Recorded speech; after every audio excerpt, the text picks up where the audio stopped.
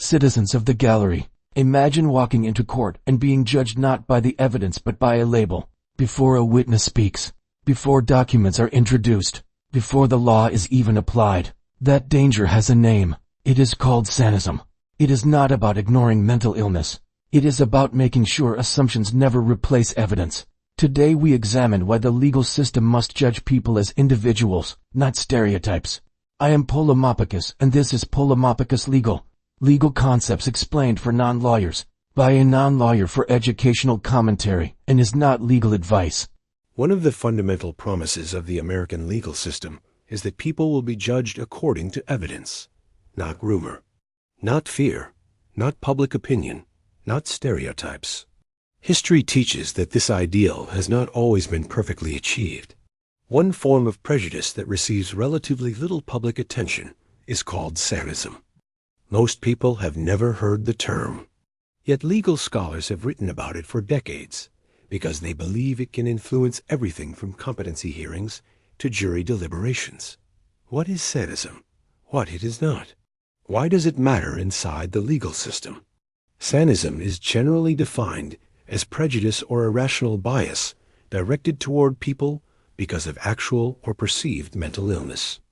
The term became widely known through the work of legal scholar Professor Michael L. Perlin, who argued that stereotypes about mental illness often influence legal decision-making in ways people do not even recognize.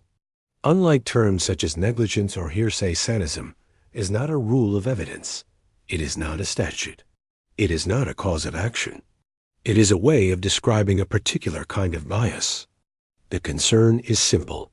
If judges, juries, lawyers, or even the public begin making assumptions because of a mental health label rather than the actual evidence, the legal process becomes less reliable.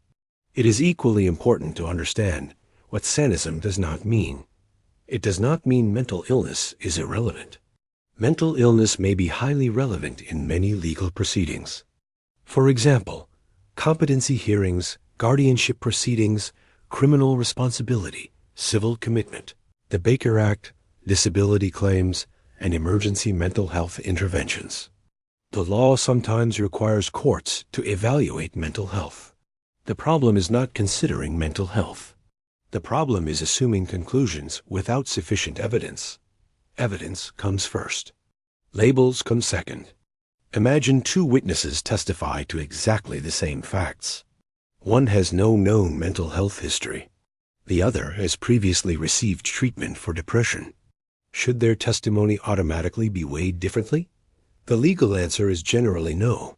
Credibility depends upon evidence, not assumptions. Likewise, a diagnosis does not automatically establish that someone is dangerous, dishonest, incapable, irrational, or legally incompetent.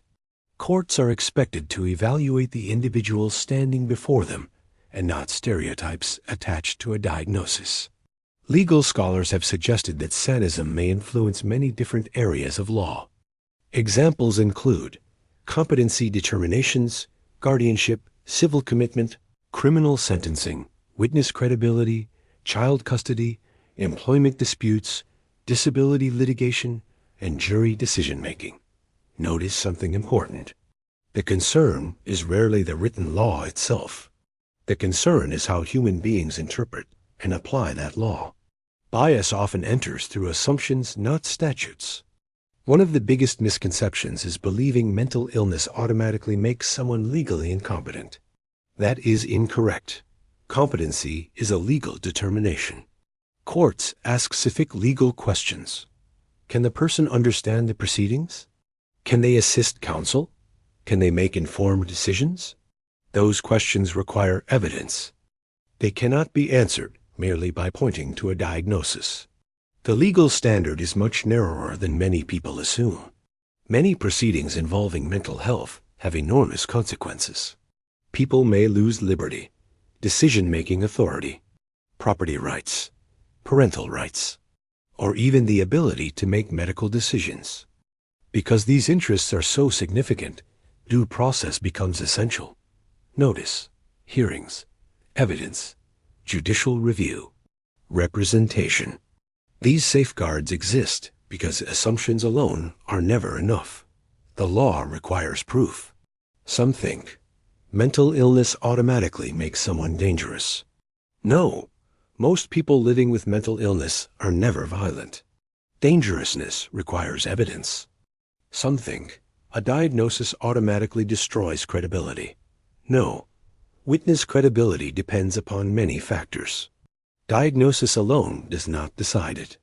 Some think Sanism means judges must ignore mental illness. Again, no. Mental health may be legally relevant. The issue is replacing evidence with stereotypes. Some think the law should never consider psychological evidence. Also incorrect. Courts regularly consider psychological evaluations. The legal question is whether the conclusions are supported by reliable evidence. Sanism reminds us of something larger than mental health law. The American legal system is built upon individualized justice. Courts decide cases one person at a time, one set of facts at a time, one record at a time. The law does not promise perfect outcomes, but it does promise that decisions should rest upon evidence rather than prejudice. That principle protects everyone. The word Sanism may be unfamiliar. The principle behind it should not be. Justice requires more than good intentions. It requires discipline. It requires evidence. It requires resisting assumptions simply because a person carries a label. Mental illness may sometimes become legally important, but labels are not verdicts. Diagnoses are not conclusions. And assumptions are never substitutes for proof. Because courts exist to decide cases according to evidence, not stereotypes. If you like this content, then kindly hit like, subscribe, and share. Caesar commands it.